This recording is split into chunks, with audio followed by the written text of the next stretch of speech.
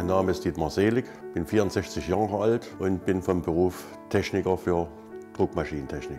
Es gab mal wichtige Wendepunkte in meinem Leben. Ich hatte noch die Hotline und da kamen ja Anrufe, egal zu welcher Zeit. Das war Hochstress. 2003, da hatte ich einen Herzinfarkt. Ich habe Schmerzen gehabt. Ich hätte mir die Brust auseinanderreißen können. Und nach meinem Herzinfarkt war mir klar, dass ich mein Leben verändern musste. Und dann war ich in Nürnberg auf einer Messe und da bin ich auf diese Andulationsliegen gestoßen und habe eigentlich spontan auf der Messe schon gesagt, das Ding, das kaufe ich. Und jetzt habe ich diese Liege seit 5, 6 Jahren und bin bis jetzt damit eigentlich mehr als zufrieden.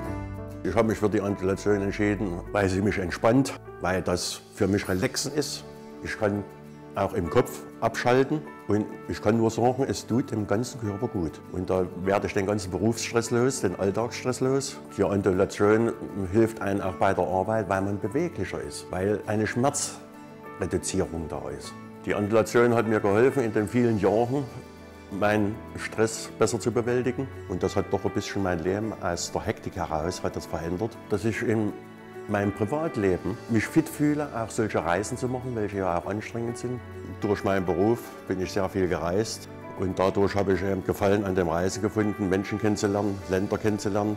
Und es macht einfach Spaß, sich voll erholt auf solche Reisen zu begeben. Und im Prinzip möchte ich eigentlich alt werden, gesund bleiben dabei und eine dritte Weltreise ist in Planung und dabei hilft mir die Andulation mit.